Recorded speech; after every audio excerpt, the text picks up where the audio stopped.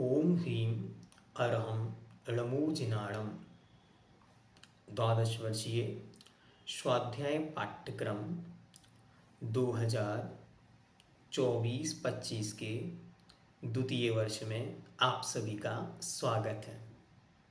आप सभी ने प्रथम वर्ष की परीक्षा बहुत अच्छी तरह दी और आप सबके अध्ययन की मैं बहुत बहुत प्रशंसा करता हूँ, अनुमोदना करता हूँ और भावना भाता हूँ कि आप निरंतर इसी तरह स्वाध्याय में संलग्नित रहेंगे।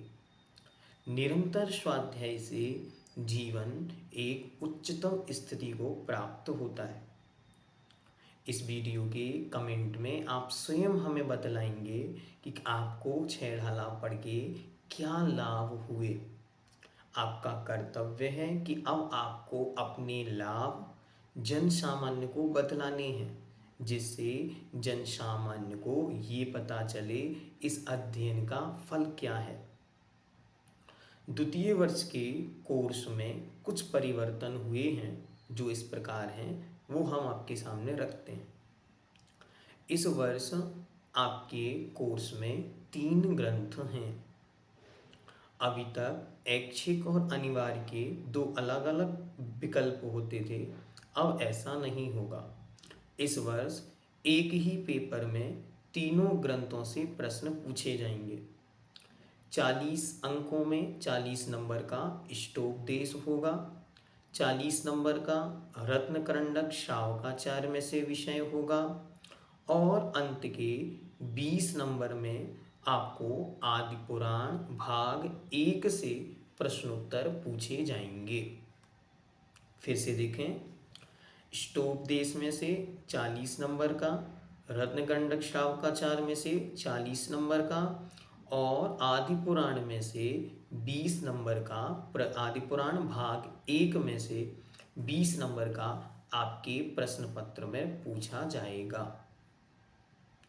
आपको पढ़ना कैसे है, क्या तैयारियां करनी है, तो अच्छी तरह आपको शीघ्र ही एक मॉडल पेपर मिलेगा, जिस मॉडल पेपर में नए कंटेंट से क्या जोड़ना है, क्या लिया जाएगा, वो सब उसमें आपको बता दिया जाएगा।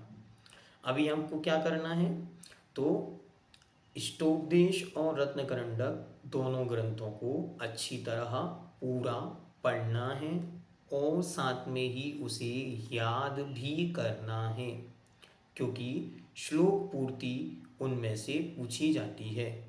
श्लोक पूर्ति और श्लोक के अर्थ दोनों चीज़ें उस ग्रंथ से, दोनों ग्रंथों से पूछी जा सकती हैं। इसलिए आपको दोनों ग्रंथों से दोनों विषयों को अच्छी तरह पढ़ना है, श्लोक अच्छी तरह याद करने हैं और श्लोक की हिंदी जो उसके नीचे दी गई है उसमें से भी आपको पढ़ाई करनी है। साथ ही दोनों ग्रंथों के आपको शब्दार्थ तैयार करने हैं और हर एक श्लोक के लास्ट में कुछ प्रश्न हम बतलाएंगे, वो प्रश्न आपको नोट डाउन करके एक तैयारी वह भी करनी है। समय के साथ आपको आदि पुराण भाग 1 के शॉर्ट कंटेंट, पूरा ग्रंथ तो हम पढ़ नहीं पाएंगे, लेकिन उसके कुछ विशेष प्रकरण, विशेष कंटेंट आपको वीडियो के माध्यम से इस वीडियो की डिस्क्रिप्शन में उपलब्ध करा दिए जाएंगे, तो आप लोग उसको भी पढ़ना प्रारंभ कर देंगे।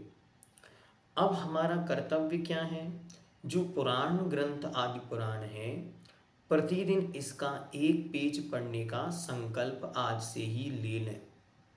प्रतिदिन यदि 1 पेज भी आप पढ़ेंगे तो इस ग्रंथ को आप साल भर में पूरा अच्छी तरह व्यवस्थित पढ़ पाएंगे। और प्रश्नोत्तर के लिए हम बाद में विस्तृत परीक्षा पे चर्चा की आयोजना करके और सारा विषय आपके सामने रख देंगे।